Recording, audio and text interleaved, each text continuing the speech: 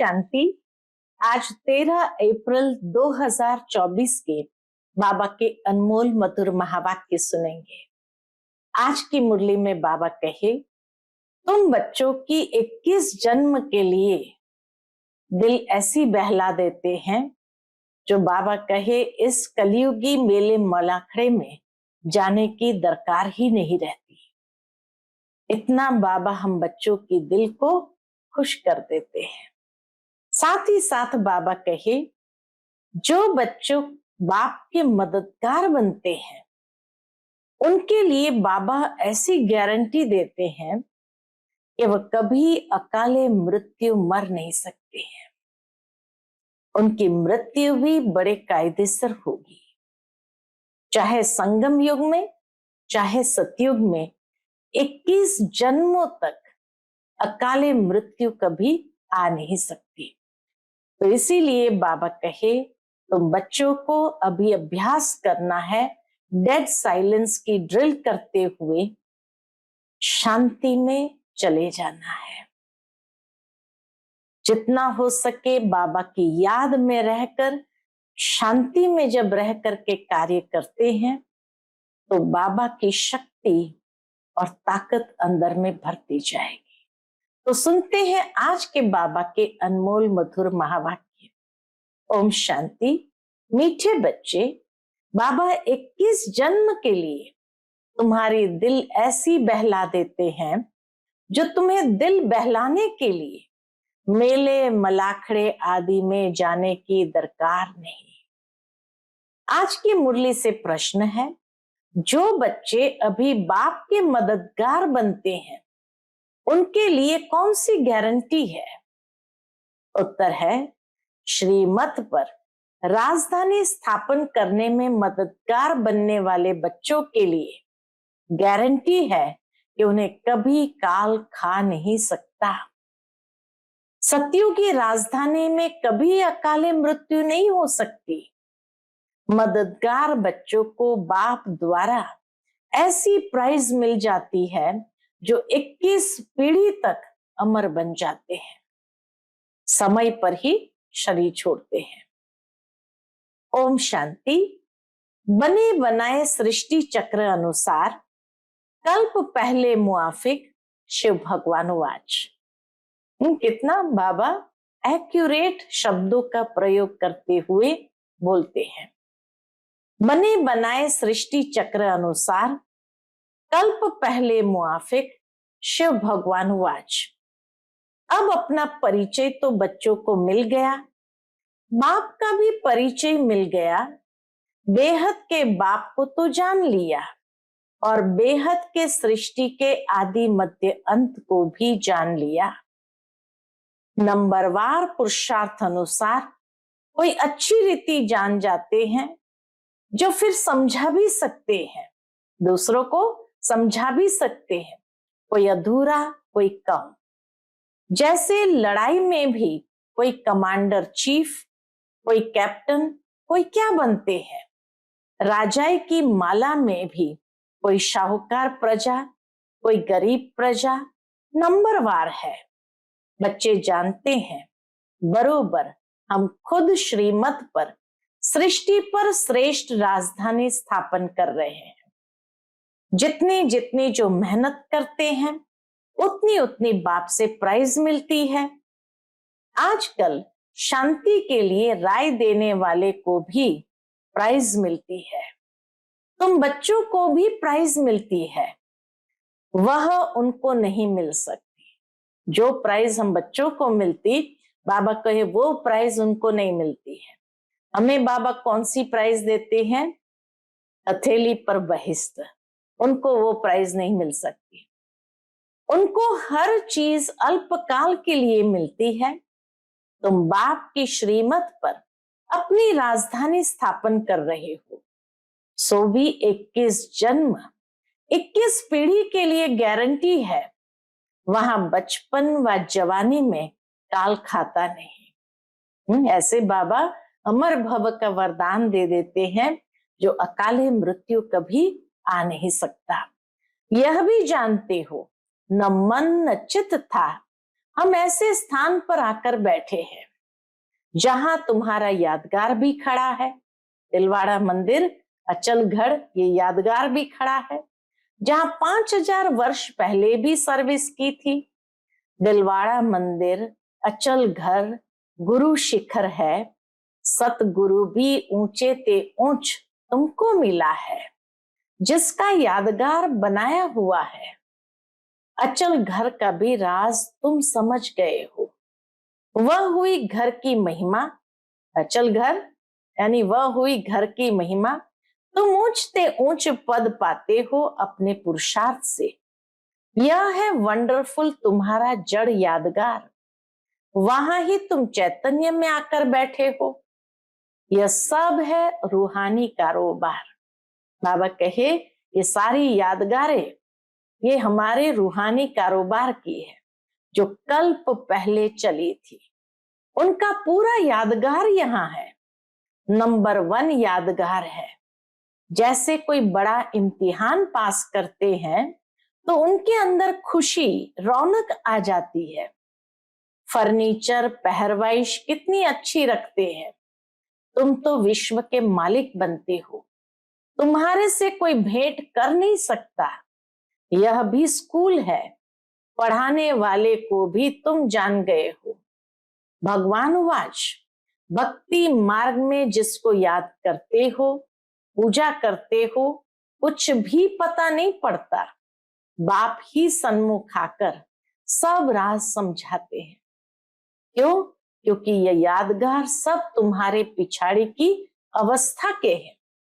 अभी रिजल्ट नहीं निकली है। जब तुम्हारी अवस्था संपूर्ण बन जाती है, उनका फिर भक्ति मार्ग में यादगार बनता है। जैसे रक्षाबंधन का यादगार होता है, जब पूरी पक्की राखी बांध हम अपना राज्य भाग्य ले लेते हैं, तब फिर यादगार नहीं मनाते हैं। इस समय तुमको सभी मंत्रों का अर्थ समझाया है। ओम का अर्थ समझाया है। ओम का अर्थ कोई लंबा नहीं है। ओम का अर्थ है अहम आत्मा मम शरीर। अज्ञान काल में भी तुम देह अभिमान में रहते हो, तो अपने को शरीर समझते हो। देह अभिमान में रहते तो शरीर समझते हो। दिन प्रतिदिन भक्ति मार्ग नीचे गिराता जाता है, तमो प्रधान बनता जाता है। हर चीज पहले सतो प्रधान होती है। भक्ति भी पहले सतो प्रधान थी, जब एक सत शिव बाबा को याद करते थे भी बहुत थोड़े। दिन प्रतिदिन वृद्धि बहुत होनी है।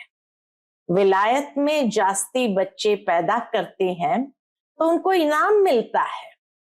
बाप कहते हैं काम महाशत्रु है। सृष्टि की बहुत वृद्धि हो चुकी है, अब पवित्र बनो। तुम बच्चे सृष्टि के आदि मध्य अंत को अब बाप द्वारा जान चुके हो। सतयुग में भक्ति का नाम निशान नहीं। अभी तो कितनी धूमधाम है। मेले मलाखड़े बहुत लगते हैं, जो मनुष्य जाकर दिल को बहलाए। तुम्हारा दिल तो बाप आकर बहलाते हैं 21 जन्मों के लिए, जो तुम सदैव बहलते रहते हो। तुमको कभी मेले आदि में जाने का ख्याल भी नहीं आएगा। कहां भी मनुष्य जाते हैं सुख के लिए। तुमको कहां पहाड़ों पर जाने की दरकार नहीं। यहां देखो कैसे मनुष्य मरते हैं। मनुष्य तो सतयुग, कलयुग, स्वर्ग, नरक को भी नहीं जानते। तुम बच्चों को तो पूरा ज्ञान मिला है। बाप नहीं कहते कि मेरे साथ तुमको रहना है। बाप नहीं कहते कि परमधाम में तुमको मेरे साथ रहना है। तुमको घर बार भी संभालना है। हाँ, बाबा तो कहते हैं यहाँ भी तुम्हें ट्रस्टी होकर रहना है। तुमको घर बार भी संभालना है। बच्चे जुदा तब होते हैं जब कोई खिटखिट होती है, फिर भी तुम बाप के संग रह नहीं सकते हो। ऐसे नहीं कि मधुबन में आकर के बैठ जाए। सब सतो प्रधान बन नहीं सकते। कोई सतो, कोई रजो, कोई तमो अवस्था में भी है, सब इकट्ठे रह नहीं सकेंगे। ये राजधानी बन रही है। जो जितना जितना बाप को याद करेंगे उस अनुसार राजधानी में पद पाएंगे। मुख्य बात है ही बाप को याद करने की। बाप स्वयं बैठ ड्रिल सिखाते हैं। यह है डेड साइलेंस।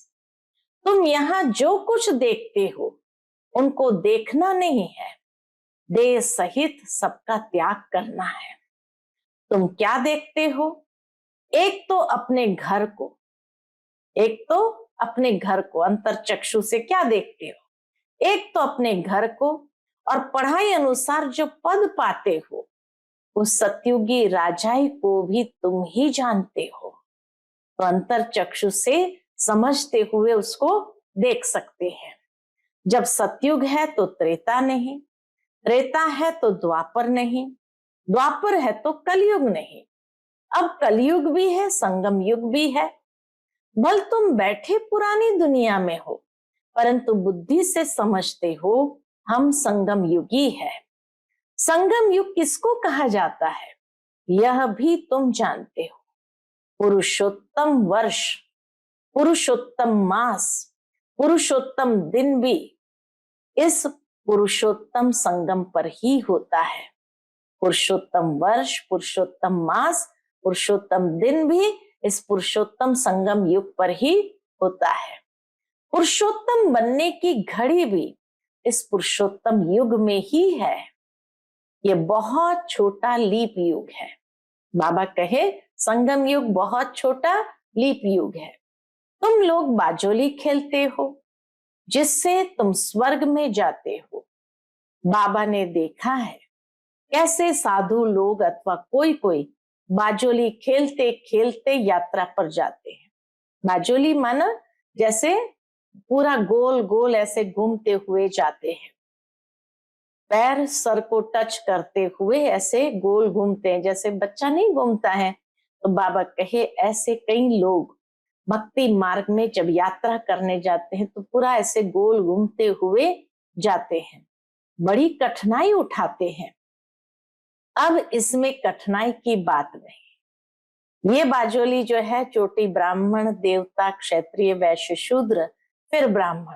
तो बाबा कहे ये बाजोली में कोई कठिनाई की बात नहीं, यह है योग बल की बात। ये 5 स्वरूप का चक्र हम घुमाते हैं तो ये है योग बल की बात। क्या याद की यात्रा तुम बच्चों को कठिन लगती है?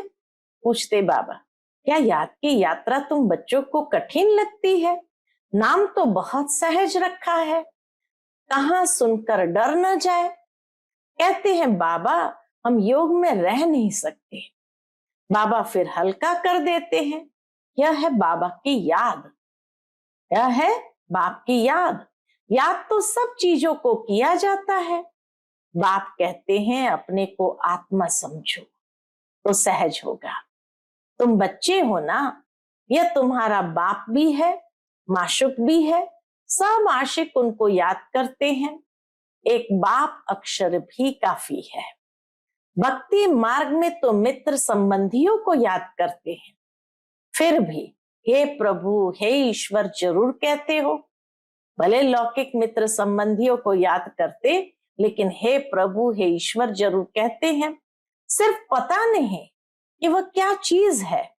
आत्माओं का बाप तो परमात्मा है, इस शरीर का बाप तो देहधारी है। आत्माओं का बाप अशरीरी है, वह कभी पुनर्जन्म में नहीं आते और सभी पुनर्जन्म में आते हैं, इसलिए बाप को ही याद करते हैं। जरूर कभी सुख दिया है, उनको कहा जाता दुख हरता सुख करता, परंतु उनके नाम रूप देश काल को नहीं जानते हैं। जितने मनुष्य उतनी बातें। अनेक मत हो गई है ईश्वर के विषय में, उनके कार्य के विषय में अनेक मत हो गई है। बाप इतना प्रेम से पढ़ाते हैं, वह है ईश्वर शांति देने वाला। कितना उनसे सुख मिलता है। एक ही गीता सुनाकर पतितों को पावन बना देते हैं। बाबा एक ही गीता सुनाकर सभी को पावन बनने की प्रेरणा दे देते हैं। प्रवृत्ति मार्ग भी चाहिए ना। मनुष्य ने कल्प की आयु लाखों वर्ष कह दी है, फिर तो अनगिनत मनुष्य हो जाते हैं। इतनी भूल की है। यह नॉलेज तुमको अभी मिलती है, फिर प्राय लोप हो जाती है। चित्र तो है जिनकी पूजा होती है, परंतु अपने को देवता धर्म का समझते नहीं है। जो जिनकी पूजा करते हैं वह उस धर्म के हैं ना। ये समझ नहीं सकते कि हम आदि सनातन देवी देवता धर्म के हैं, उनकी ही वंशावली है। ये बाप ही समझाते हैं। बाप कहते हैं तुम पावन थे, फिर सतो प्रधान बन पड़े हो, अब पावन सतो प्रधान बनना है। क्या गंगा स्नान से बनेंगे? पावन सतो प्रधान बाबा कहे क्या गंगा स्नान से बनेंगे? पतित पावन तो बाप है, वह जब आकर रास्ता बताए तब तो पावन बने। पुकारते रहते हैं परंतु जानते कुछ भी नहीं। आत्मा पुकारती है ऑर्गन्स द्वारा कि हे पतित पावन बाबा हमको आकर पावन बनाओ। सब पतित है, काम चिता पर जलते रहते हैं। यह खेल ही ऐसा बना हुआ है, फिर बाप आकर सबको पावन बना देते हैं।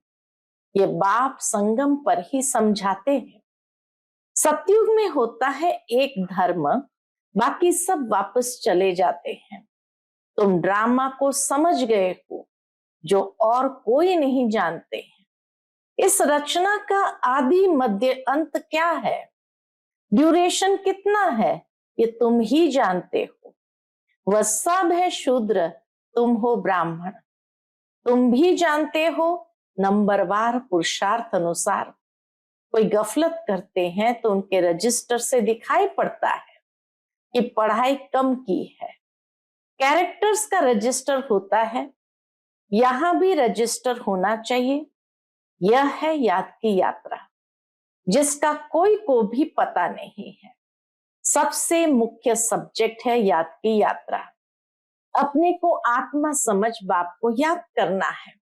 आत्मा मुख से कहती है हम एक शरीर छोड़ दूसरा लेते हैं। ये सब बातें ये ब्रह्मा बाबा नहीं समझाते हैं, परंतु ज्ञान सागर परमपिता परमात्मा इस रथ में बैठकर सुनाते हैं।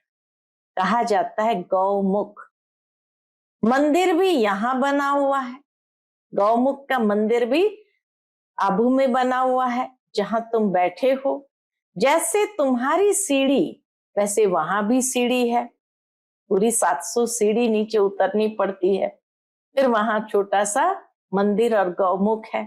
तुमको चढ़ने में थकावट नहीं होती है। तुम यहाँ आए हो बाप से पढ़कर रिफ्रेश होने के लिए।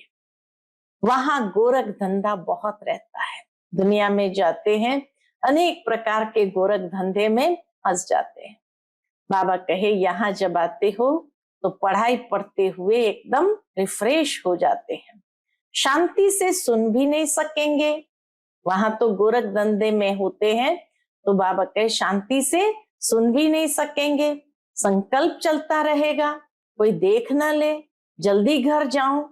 इतना ओना रहता है, यानी कितना चिंता रहती है। यहाँ कोई भी ओना नहीं, कोई चिंता नहीं। मधुबन में आए बस एकदम बेफिक्र होकर के घूमते हैं। तो यहाँ कोई भी चिंता नहीं। जैसे हॉस्टल में रहते हैं, यहाँ ईश्वरीय परिवार है। शांति धाम में भाई भाई रहते हैं, यहाँ है भाई बहन। क्योंकि यहाँ पार्ट बजाना है तो भाई बहन चाहिए। सतयुग में भी तुम ही आपस में भाई बहन थे। उनको कहा जाता है अद्वैत राजधानी। वहां लड़ाई झगड़ा कुछ भी नहीं होता। तुम बच्चों को पूरी नॉलेज मिली है कि हम 84 जन्म लेते हैं। जिसने जास्ती भक्ति की है, बाबा कहे जिसने जास्ती भक्ति की है उनका हिसाब भी बाप ने बताया है। तुम ही शिव की अव्यभिचारी भक्ति करना शुरू करते। द्वापर युग में जैसे ही त्रेता युग से नीचे उतरते हैं तो शिव बाबा की अव्यभिचारी भक्ति करना शुरू करते हैं। फिर वृद्धि होती जाती है, वह है सब भक्ति। ज्ञान तो एक ही होता है, तुम जानते हो, हमको शिव बाबा पढ़ाते हैं। ये ब्रह्मा तो कुछ भी नहीं जानते थे। जो ग्रेट ग्रेट ग्रैंडफादर था वह इस समय यह बने हैं, फिर मालिक बनते हैं। ग्रेट ग्रेट ग्रैंडफादर ही लक्ष्मी नारायण बने हैं, फिर वापस मालिक बनते हैं ततत्वम। एक तो मालिक नहीं बनेंगे ना, तुम भी पुरुषार्थ करते हो। यह है बेहद का स्कूल, इसकी ब्रांचेस ढेर होगी, गली गली घर घर में हो जाएगी। गीता पाठशाला गली गली घर घर में हो जाएगी। कहते हैं हमने अपने घर में चित्र रखे हैं, मित्र संबंधी आदि आते हैं तो उनको समझाते हैं, जो इस झाड़ के पत्ते होंगे वो आ जाएंगे, उन्हों के कल्याण के लिए तुम करते हो। चित्रों पर समझाना सहज होगा। बाबा भी कहते हैं चित्र जरूर रखो अपने घर में, ताकि चित्रों पर समझाना सहज होगा। शास्त्र तो ढेर पढ़े हैं, अब सब भूलने हैं। जो कुछ भी पढ़ा है सब कुछ भूलना है, भूल बनना है। बाप है पढ़ाने वाला, वही सच्चा गीता ज्ञान सुनाते हैं, वही सच्चा ज्ञान सुनाते हैं। अच्छा, मीठे मीठे सिकिलदे बच्चों प्रति माता पिता बाप दादा का याद प्यार और गुड मॉर्निंग। रूहानी बाप की रूहानी बच्चों को नमस्ते। हम सभी रूहानी बच्चों की रूहानी माता पिता बाप दादा को याद प्यार, गुड मॉर्निंग और नमस्ते। नमस्ते, शुक्रिया बाबा, शुक्रिया। आज की मुरली से धारणा के लिए मुख्य सार है। पहली पॉइंट, डेड साइलेंस की ड्रिल करने के लिए यहाँ जो कुछ इन आंखों से दिखाई देता है उसे नहीं देखना है। देह सहित बुद्धि से सबका त्याग कर अपने घर और राज्य की स्मृति में रहना है। दूसरी पॉइंट, अपने कैरेक्टर्स का रजिस्टर रखना है। पढ़ाई में कोई गफलत नहीं करनी है। इस पुरुषोत्तम संगम युग पर पुरुषोत्तम बनना और बनाना है। आज का बाप दादा का मधुर वरदान हम बच्चों के प्रति है, सदा सर्व प्राप्तियों से भरपूर रहने वाले हर्षित मुख, हर्षित चित भव।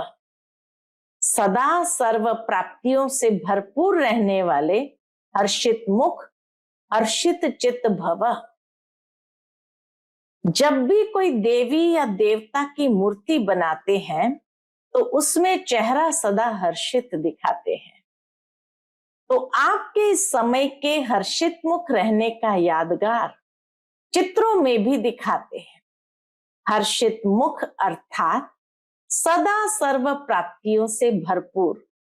जो भरपूर होगा वही तो खुश रह सकेगा। जो भरपूर होता है वही हर्षित रह सकता है। अगर कोई भी अप्राप्ति होगी तो हर्षित नहीं रहेंगे। कोई कितना भी हर्षित रहने की कोशिश करे, बाहर से हंसेंगे लेकिन दिल से नहीं। आप तो दिल से मुस्कुराते हो क्योंकि सर्व प्राप्तियों से भरपूर हर्षित चित्त है, हर्षित चित्त है। आज का स्लोगन है, पास विथ ऑनर बनना है तो हर खजाने का जमा खाता भरपूर हो। पास विथ ऑनर बनना है तो हर खजाने का जमा खाता भरपूर हो। अर्थात परमात्मा के द्वारा जो खजाने प्राप्त है उसको समय पर सही विधि से यूज करते हुए अपने जमा के खाते को बढ़ाते जाना है। जितना जमा का खाता होगा उतना पास विथ ऑनर जरूर बन जाएंगे। अच्छा, ओम शांति।